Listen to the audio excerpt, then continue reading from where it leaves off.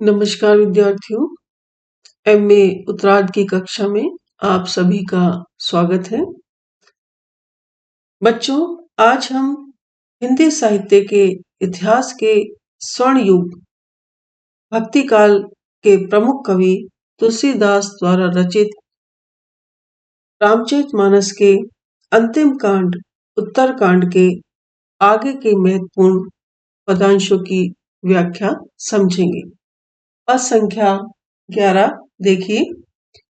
एहि तन कर फल विषय न भाई, स्वर्गौ स्वल्प अंत दुखदाई। नर तनु पाई विषय मन देहि, पलट सुधाते सट विष लेहि। ताहि कबहु भल कहे न कोई, गुंजा ग्रहे परस मनि खोई। आकर चारि लच्छा 84, जोन भ्रमत रह जीव अविनाशी। फिरत सदा माया कर प्रेरा, काल कर्म स्वभाव गुण घेरा। कभों करी करुणा नर देहि, देत ईस बिनु हेतु स्नेही।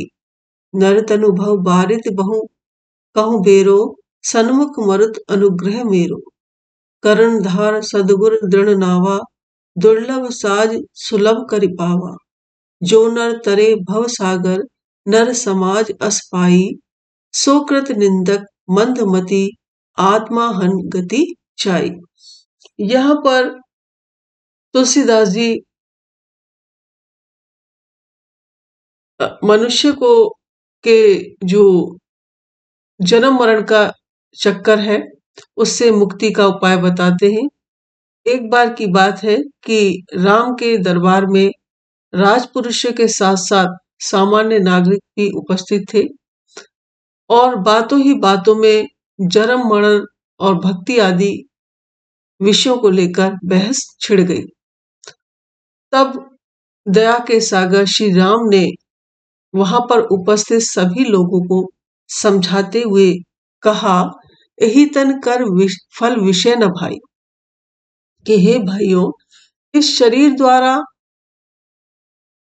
जो इस संसार में प्राप्तव्य फल है या स्वर्ग के जो विषय भोग नहीं है, स्वर्ग के भोग भी थोड़े समय के लिए ही होते हैं। यही तन कर फल विषय न भाई, इस शरीर का जो फल है वो विषय भोग नहीं है। इस जो मानव शरीर धारण किया गया है तो इसका जो प्राप्तव्य है वो सांसारिक विषय भोग नहीं है।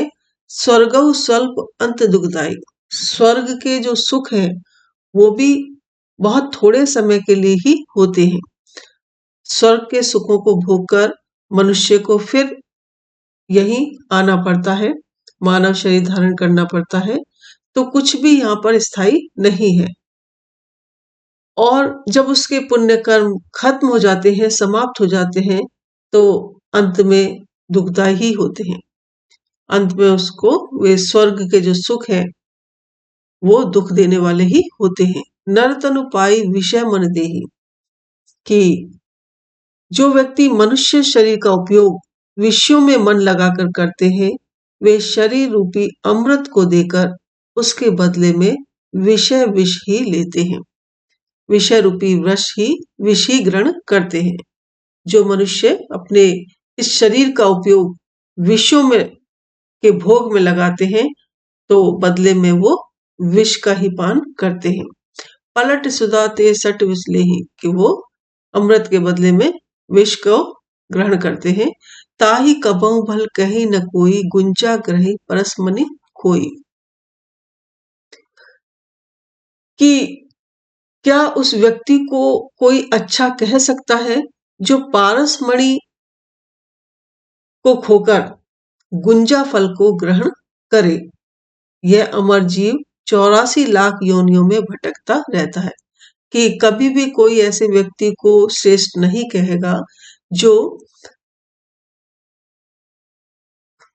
गुंजा ग्रही परसमणि खोई, कि पारसमणि को के बदले में गुंजा को ग्रहण करेगा। तो ऐसा व्यक्ति कभी भी श्रेष्ठ नहीं कहा सकता, कि पारसमणि श्रेष्ठ होती है और उसके सामने गुंजा बहुत ही तुच्छ वस्तु होती है। आकर इसीलिए जो मोक्ष है वो परम गति है, उसके बदले में यदि कोई व्यक्ति सांसारिक सुखों की में आसक्ति रखता है, उनकी इच्छा रखता है, तो उसे कभी भी कोई श्रेष्ठ नहीं मान सकता, अच्छा नहीं मान सकता। आकर 4,84,000 जोनि भ्रमत रहत जीव अविनाशी, कि 84 लाख योनियों में जीव भटकता रहता है। कबहु फिरत सदा माया कर प्रेरा, काल कर्म स्वभाव गुण गेरा, कि ये काल कर्म और गुण स्वभाव से घिरा हुआ माया के संकेत पर भ्रमित रहता है, कि माया इसे अपने चक्कर में फंसाती रहती है, अपनी जाल में फंसाए रखती है और नचाती रहती है। कबहु कर करुणा नर देही, देत ईस बिन हेत स्नेही, कि कभी कभी अकारण ही ईश्वर प्रेम करके करुणा पूर्वक उसे उद्धार साधन मानव शरीर दे देते हैं। कभी कभी ईश्वर उससे प्रेम करके, उस पर दया करके उसे उद्धार करने के लिए, उसका इस भवसागर से उद्धार करने के लिए उसको मानव शरीर प्रदान करते हैं।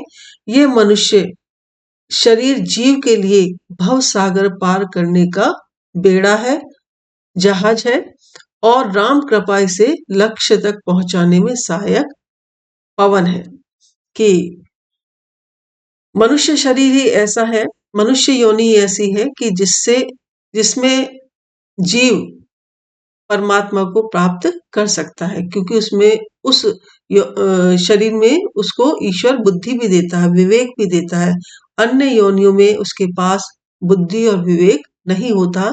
तो 84 लाख योनियों में भटकने के बाद जो मानव शरीर मिलता है, तो उसको ईश्वर की भक्ति करने में, मोक्ष की प्राप्ति में उसका उपयोग करना चाहिए। कर्णाधार सदगुरु दृढ़ नावा, दुर्लभ साज सुलभ करि पावा। इस नौका के जो दृढ़ केवट है, गुरु है। इस नौका का जो केवट है, नौका को चलाने वाला है, वो गुरु है। कि जैसे नाव को मल्लाह चलाता है, ऐसे ही जो ज्ञान की प्राप्ति है, जो संसार रूपी सागर से पार उतरने के लिए जो ज्ञान मनुष्य को मिलता है, वो गुरु के द्वारा मिलता है। ऐसे दुर्लभ साधनों को ईश्वर कृपा से ही मनुष्य सहज ही प्राप्त कर लेता है। दुर्लभ साध सुलभ कर पावा, कि ईश्वर की कृपा से ऐसे कठिन साधनों को मनुष्य प्राप्त कर लेता है। जो नर तरे भव सागर, नर समाज अस्पाई, जो व्यक्ति भव सागर पार करने के ऐसे साधनों के सुलभ होने पर भी यदि इसे पार नहीं करता है, सो कृत निंदक मंदमति आत्मन गति जाए, तो वह व्यक्ति कृतज्ञ, दूसरों की निंदा करने वाला और आत्महत्या करने वाले की समान गति पाता है।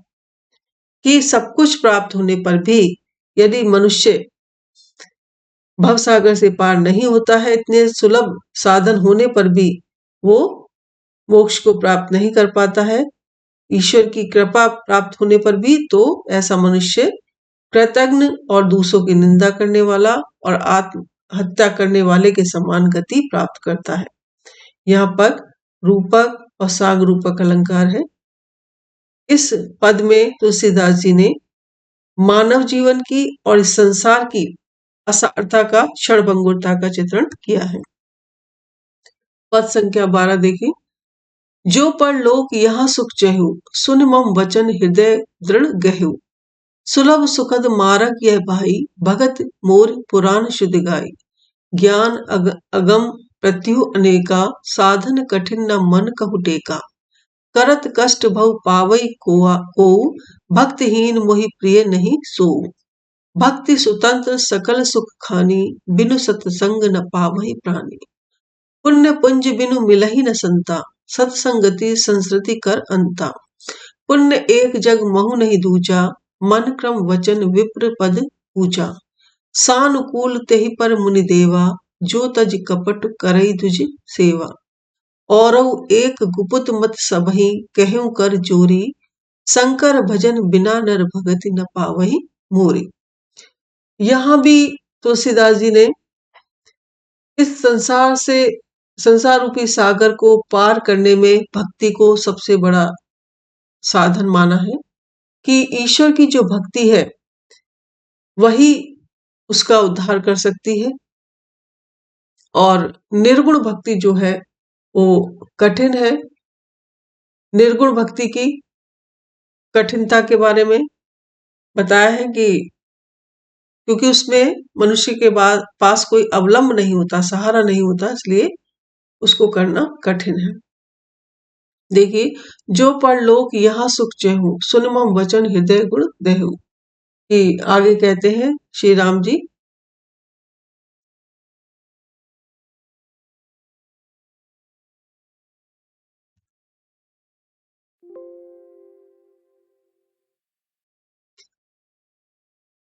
कि यहाँ और परलोक, इस लोक में और परलोक में यदि सुख पाना चाहते हो तो मेरी बात को सुनकर उसे निश्चय पूर्व हृदय में धारण करो।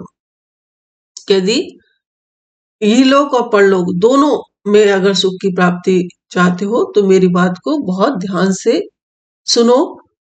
वेद और पुराणों में ये कहा गया है कि मेरी भक्ति करना ही भव सागर से उद्धार का अत्यंत सुलभ और सुखदायी मार्ग है।